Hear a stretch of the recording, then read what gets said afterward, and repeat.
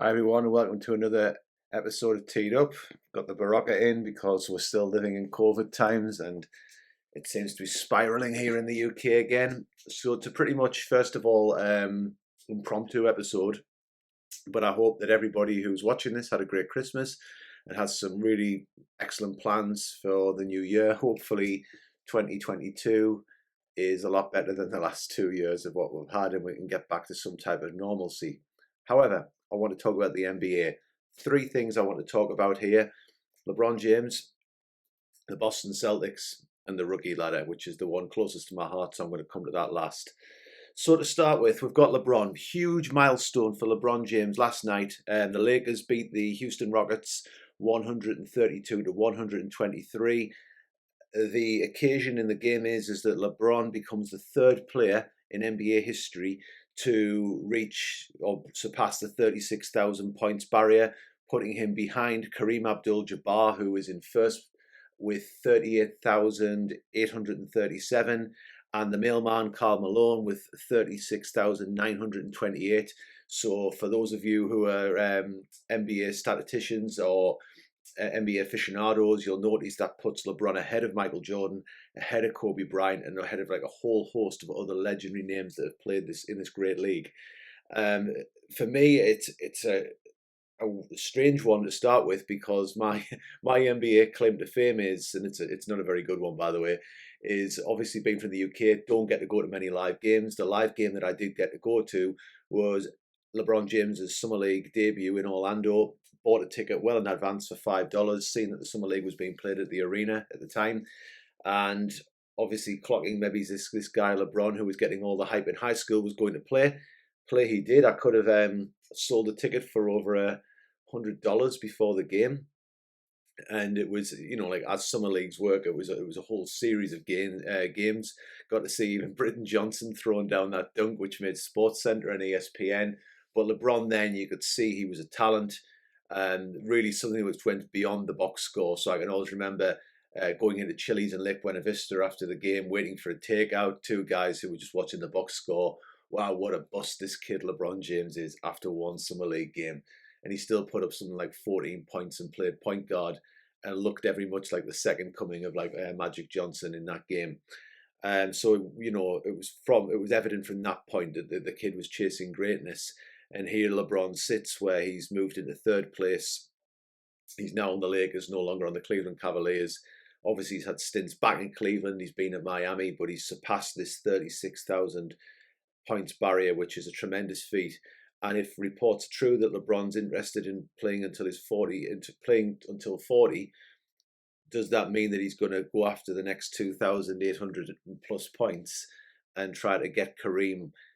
I would guess that he would surpass Karl Malone, which in itself is a huge feat, because anyone who saw the Utah Jazz play Malone in that double act with John Stockton will know Karl Malone was at the top of the NBA scoring charts for a long time. One plea for LeBron is please stop with this mean mug or whatever it's called when you're playing teams like the Houston Rockets, the Orlando Magic, etc., who were essentially kids.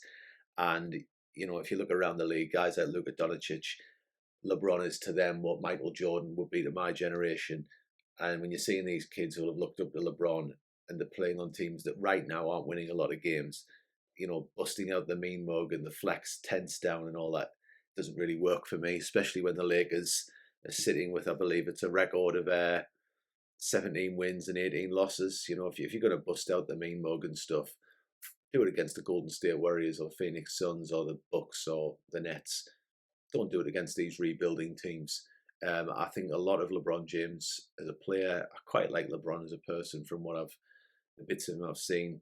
I just that one little thing which left a sour taste when he did that in the game where he broke through the 36k points, because I saw Skip Bayless tweeting about it, and don't always agree with what Skip Bayless has to say, but I thought the man raised a real point there. And for me, LeBron's a bit better than that. Let's focus on his game. Let's focus what he's brought to basketball. Let's focus what he means to a lot of kids out there as being that transitional Jordan or Kobe for this generation of kids. And so that's point one. But I'm not being negative, by the way. It's a huge tip of the hat to LeBron James.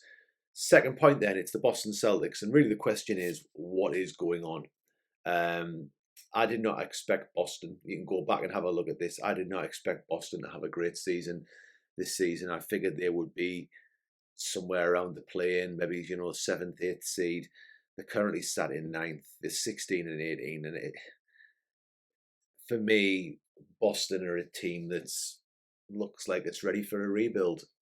I don't see where the team can go. And I say that because they've got so much tied up in your Jason Tatum, Jaylen Brown, Al Horford, and to an extent Marcus Smart, that there is nowhere else left for Boston to go.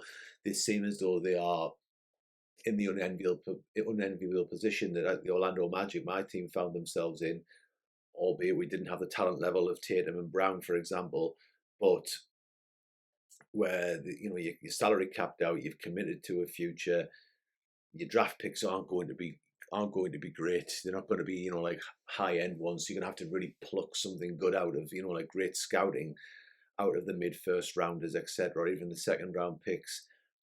And there just doesn't seem to be much room to maneuver. And there's whispers starting to come out that maybe Boston's ready to move on from Jason Tatum, Jaylen Brown double act, and one of them will go. And for me, and I like Jaylen Brown, I don't see Boston trading Jason Tatum.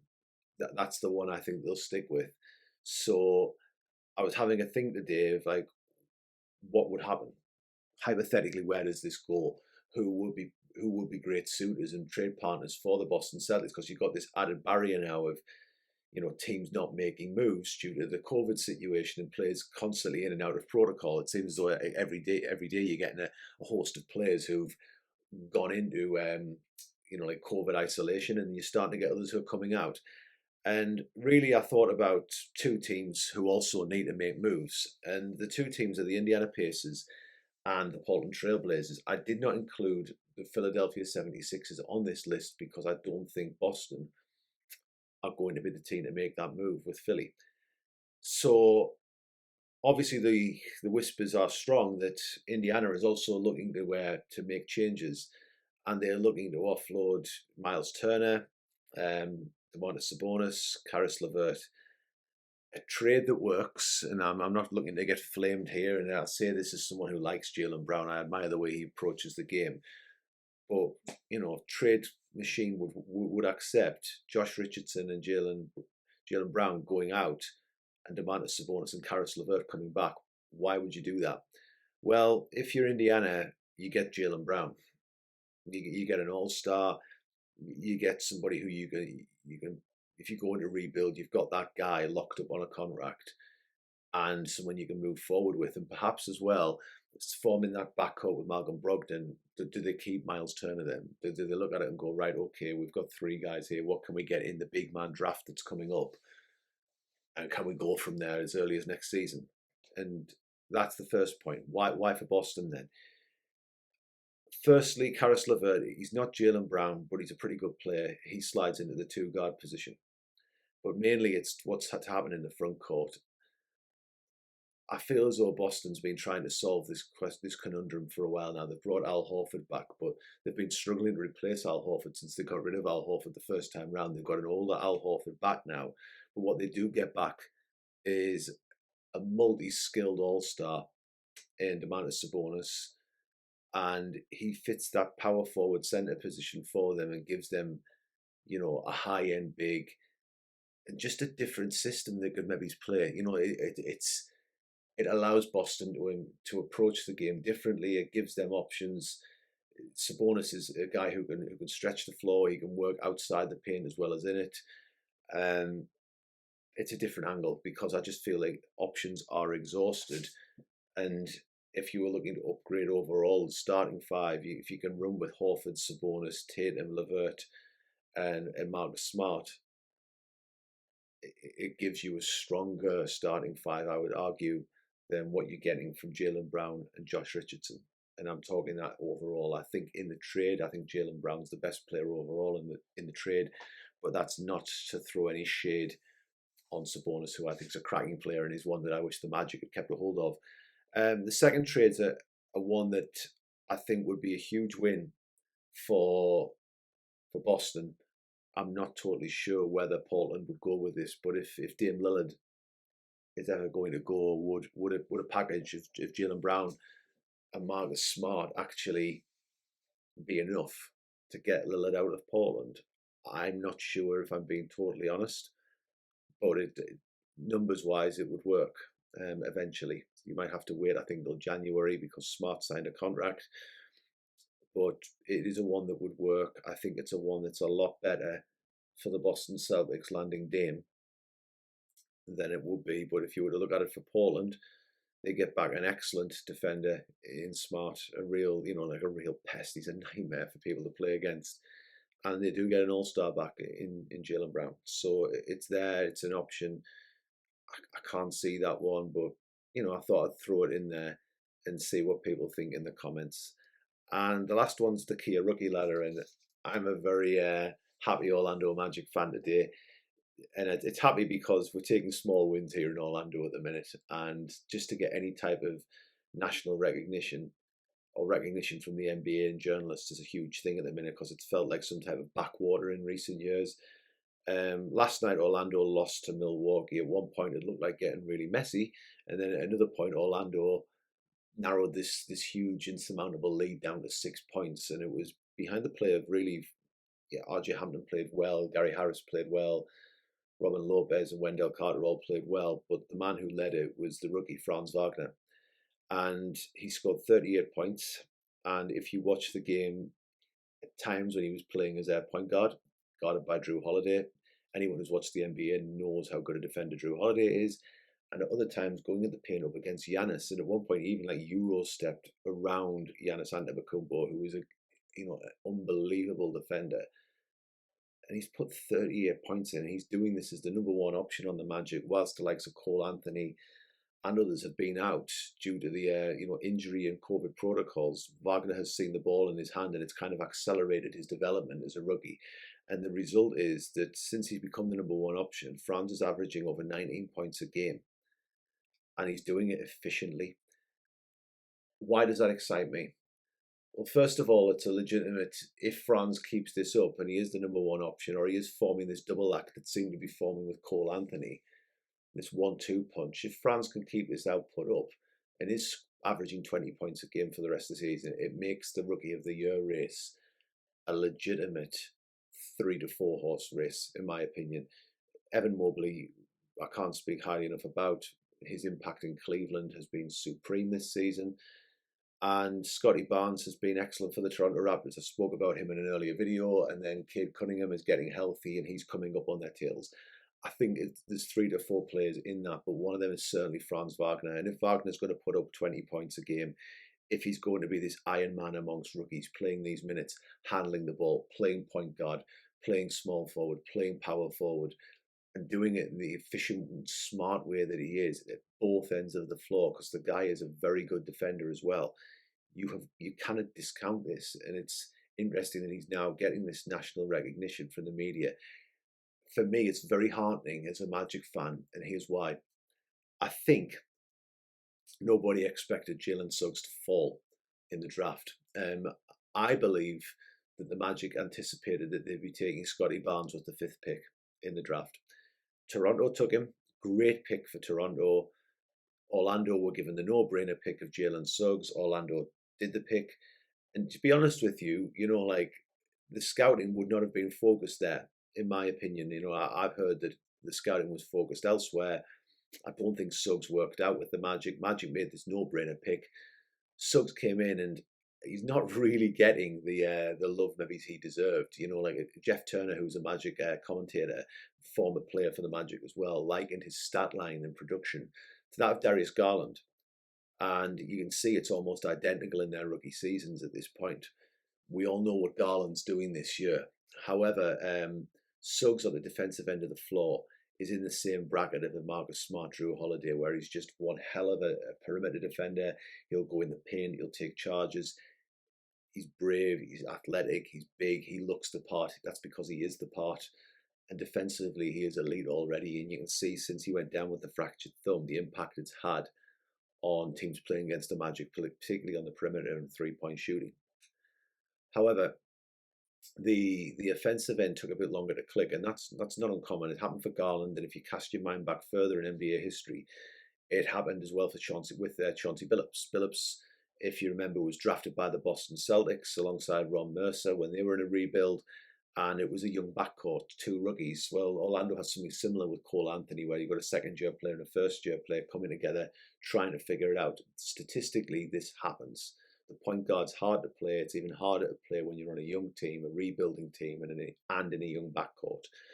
But Suggs looked as though he was getting it together, and I think he will come back better. But the focus here is Wagner, and this is why I think this is important. The Magic allegedly promised Wagner if he was available at number 8, he was their guy. They were taking him no matter what. Well, why is this important? Well, it's telling you the level of detail and the scouting that the Magic have. We're talking about the Magic picking up a guy who right now with the 8th pick who could turn out to be the Rookie of the Year. So the guy who the Magic did have the time to scout, the guy who they did anticipate was going to be available has turned out to be the home run pick. That is important. And it is important because A, it's landed us Wagner. I don't know where the ceiling goes for this guy. I don't know where it is. Like right now I'm looking at it and going, if he continues on this trajectory, this is a multiple time All-Star. If he was putting up these numbers last year, where would he have been in the LaMelo Ball and the Edwards debate? I would have said then right now it's a 3-horse race again. LaMelo got loads of praise for dropping 36 points. Well, he's just dropped 38, Wagner. He's having a major impact in Orlando. But it's also important for me as a Magic fan because when I look at other recent picks by the front office and moves that they've done, well, the trade for Vucevic landed this pick. It brought back Wendell Carter Jr., who is Mr. Consistent in Orlando. He's improved his game massively.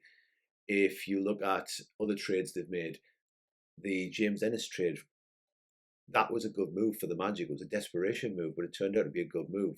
Serviceable vet. Markelle Fultz landed really for Jonathan Simmons, who isn't in the league anymore. Recent draft picks, Cole Anthony with the 15th pick, possibly, he's in the talk for the most improved player of the year. 15th pick last year, and the previous year, Chuma Okeke, sat his rookie season out injured. But when Chuma got playing time last season, and this season when he's come back from missing his preseason, he's looked legitimately as a good, solid NBA player. So it's very encouraging for me in a rebuild that the Magic are able to land players of the caliber of Wagner. But if you're looking at this, the Rookie of the Year, it is not a 2-horse race. It is not a 3-horse race. It's a 4-horse race. Mobley's in, Barnes is in, Cade Cunningham's probably in there, but Franz Wagner is definitely in there. So I'm going to leave that with you tonight. Thanks for listening. If I don't post another video before the new year, I really hope you have excellent and safe celebrations. If you like the video, please drop a like, throw a comment, especially if you want to talk about possible trades, or have I been too harsh on LeBron by getting on this mean mug thing. I don't think I have. Have a great end of the year and hopefully speak soon.